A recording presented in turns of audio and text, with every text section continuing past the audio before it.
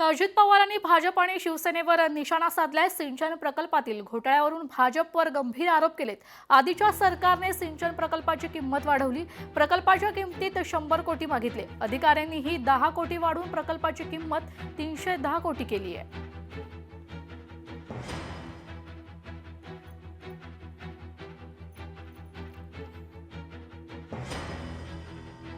त्यात पुरंदर उपसा सिंचन योजना ही 330 कोटी रुपयाची झालेली होती। मी आल्यावर ती रद्द केली आणि मी त्याचा पुन्हा नवीन एस्टिमेट करायला सांगितलं।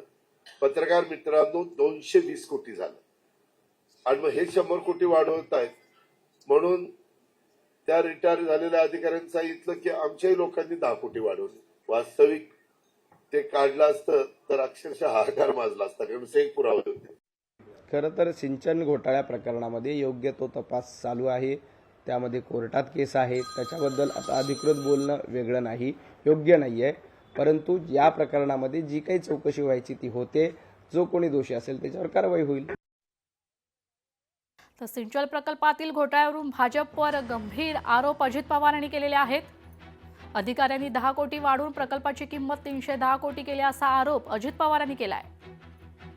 हाय पॉवर कमिटी न नेमता उलट अजित पवारांना क्लीन चिट देण्याचं काम फडणवीसांनी केलेलं आहे आणि मोदींचाही असा अजित पवारांना शेजारी बसवून सरकार चालवण्यास पाठिंबा आहे।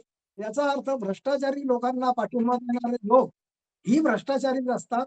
मी जी काही सेक्रेटरींना पत्र दिलेली आहेत त्या पत्रामध्ये मंत्र्यांच्या सही असलेली डॉक्युमेंट मी सरकारला सादर केली आहे की ज्याच्यामध्ये बेकायदेशीरपणे हजारो कोटी रुपये काढले गेलेले आहेत। ती जर पत्र कुणीही आज तपासली तर अगदी काहीही इन्क्वायरी करायची सुद्धा गरज नाही, डायरेक्ट तुम्ही 2 तासामध्ये संबंधितांना जेलमध्ये टाकू शकता। इतके भक्कम पुरावे मी सेक्रेटरींकडे दिलेले आहेत। 25-26 वर्ष या घटनेला घडले।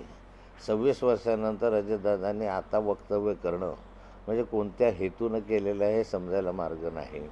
पण तरीही त्यांनी सांगितलेले माझ्याकडे फाईल आहे आणि त्या कालखंडात जर मी उल्लेख केला असता तर हाकार माजला असता।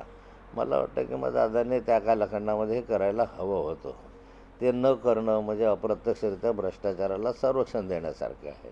आणि आजही 26 वर्षानंतर दादा जर म्हणतात माझ्याकडे पुरावे आहे तर ते जनतेसमोर त्यांनी उघड केलं पाहिजे। जे सत्य आहे ते समोर आले पाहिजे, संभ्रमामध्ये ठेवता कामा नये। अजित पवार म्हणताय तेही खरं आहे, भारतीय जनता पक्ष म्हणते तेही खरं आहे, हे त्यांच्यावर आरोप लावत आहेत तेही सत्य आहे, त्यांनी लावलेले आरोप आहेत हेही सत्य आहे। मग हे सर्व सत्य उघड कोण करणार? एकीकडे उद्या निवडणूक संपली की खुर्चीला खुर्ची लावून बसती, प्रकरण घोटाळे सगळे दाबणार आणि पुन्हा सोबत नाश्ता, सोबत जेवण, सोबत सत्ता, सोबत पैसा, सोबत लूट महाराष्ट्राची, हे सगळं संगनमतानं होईल। ही सगळी नुरा कुस्ती आहे।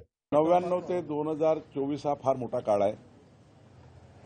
99च्या वेळी ज्यावेळी अजितदादाकडे फाईल आली तेव्हाच एखादा आरोप केला असता तर मला वाटतं की त्याला तथ्य असतं। पण आता इतक्या उशिरा हे सांगून किंवा अशी फाईल आली होती त्यामध्ये असं लिहिलं होतं, जनताला विश्वास करत नाही। अजितदादाकडून या अपेक्षा नाहीच आहे, अजितदादाकडनं अशा अपेक्षा नाही आहे जे अजितदादा बोलतात आहे। लोकशाही मराठी ऐका, पहा, जागरूक रहा।